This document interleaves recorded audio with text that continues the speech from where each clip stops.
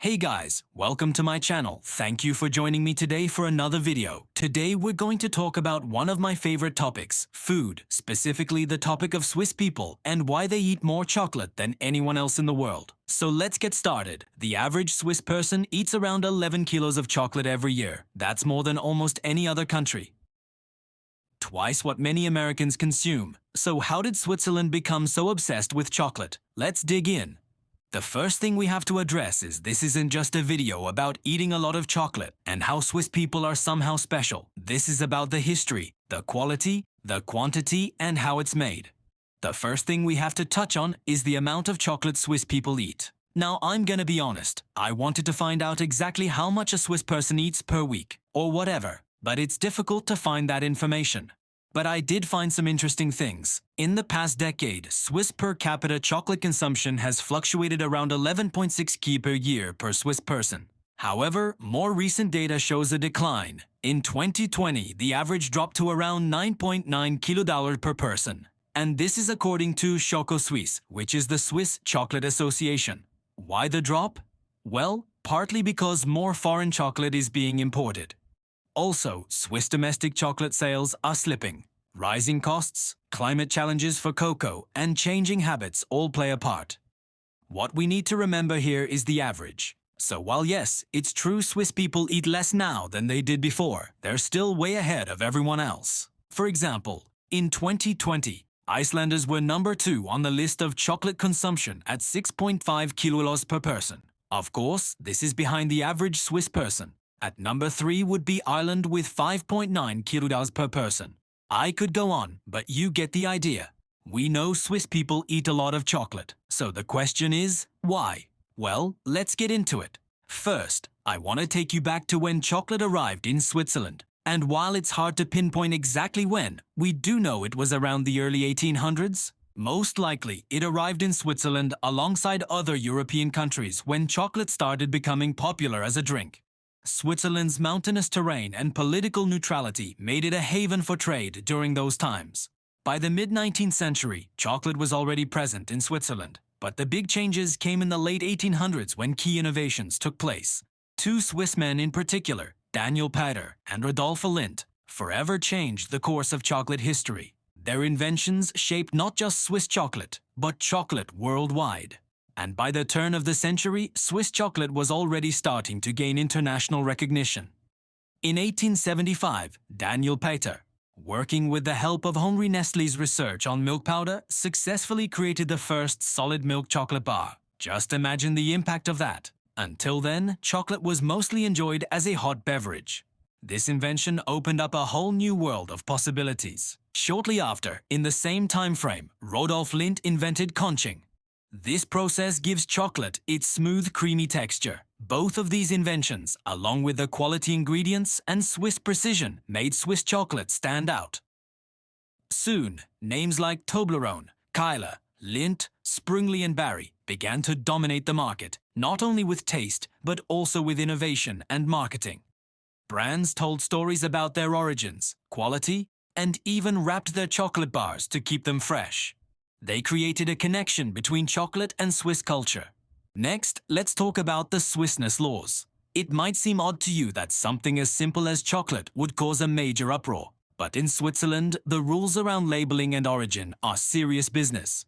These laws are designed to protect the image and reputation of Swiss products and ensure that consumers know exactly what they're getting. It's a big deal. And when Toblerone decided to move part of its production abroad, it had to make some significant changes. In 2023, the company had to remove the Matterhorn image and change its label from "of Switzerland" to "established in Switzerland," sparking quite a bit of controversy. Also, a few years earlier in 2016, Toblerone made another controversial change. They widened the gaps between the peaks on its wrapper. This was done to reduce weight without changing the price. And people noticed. There was backlash. And if you're thinking to yourself, that's ridiculous. You should be able to make changes if the price stays the same. And to that I agree. But in Switzerland, people take their chocolate seriously. It's not just a snack. It's part of their culture. Now the next thing I want to discuss is why Swiss chocolate tastes different. There's a reason why Swiss chocolate has earned its reputation. It's not just luck. The difference lies in the details, from the ingredients to the techniques and also the culture of quality. Swiss milk chocolate is known worldwide for its rich, creamy texture and intense flavor. So what makes it so special? Well, it starts with the milk itself. The Swiss dairy laws ensure that milk used in chocolate is of the highest quality. In Switzerland, milk chocolate must contain at least 31% cocoa solids and 17% milk fat. This results in a denser, more luxurious chocolate experience.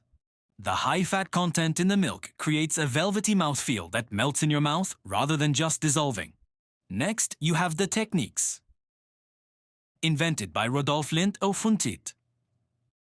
Conching is a process of grinding and mixing the chocolate liquor, sugar and cocoa butter for hours. This refines the texture and balances the flavors. Then there's tempering, a carefully controlled heating and cooling process that ensures the chocolate sets with a glossy shine and a satisfying snap. These meticulous processes, combined with high standards, result in chocolate that's not just good, it's exceptional. And this goes beyond just mass production. Many Swiss chocolatiers produce small batches of premium chocolate, experimenting with flavors and creating unique experiences for chocolate lovers.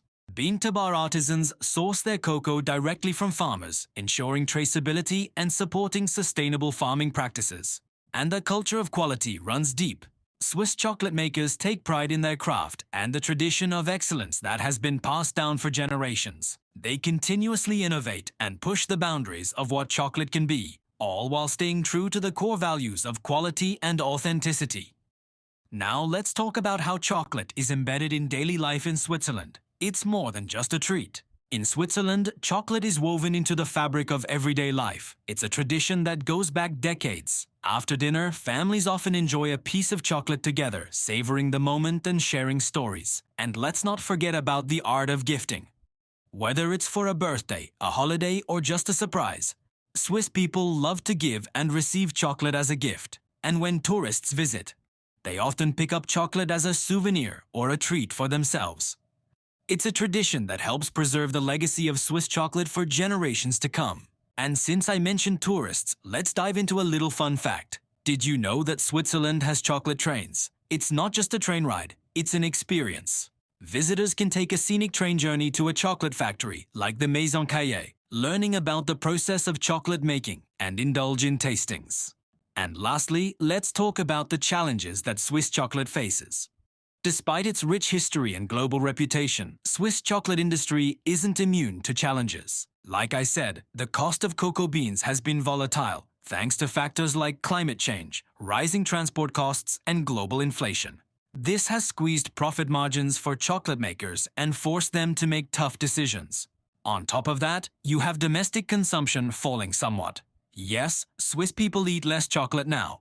And it might seem contradicting, but this is partly due to the success of Swiss chocolate. With so many options available, people have become more discerning about their chocolate choices. They want variety, unique flavors, and high quality. And finally, there's increased competition from imported chocolate. Cheaper brands from abroad and the growing popularity of foreign chocolate have put pressure on Swiss chocolate makers. The rise of online shopping and foreign chocolate influences adds to this mix. Alright, so we talked about the history, the taste, the quantity, and the challenges. So what does it all mean? Well, it means that while Swiss chocolate faces challenges, its future is bright. The combination of history, innovation, and quality gives it a strong foundation to adapt and evolve. Swiss chocolate makers are doing just that. Many are focusing on premiumization, offering a wider range of luxury products to meet the changing demands of consumers. Others are emphasizing sustainability and ethical sourcing, appealing to shoppers who care about where their chocolate comes from. And the Swissness laws, well, they may seem strict, but they're a big part of what makes Swiss chocolate unique. They protect the heritage and ensure that the products bearing the Swiss name truly are Swiss. So next time you hold a Swiss chocolate bar in your hands, take a moment to appreciate not just the taste, but the story behind it. From the mountains of Switzerland to your hands, it's a journey filled with tradition, innovation, and passion. So what do you think? Have you tried Swiss chocolate? Which brand is your favorite? Leave a comment below. Thank you for watching.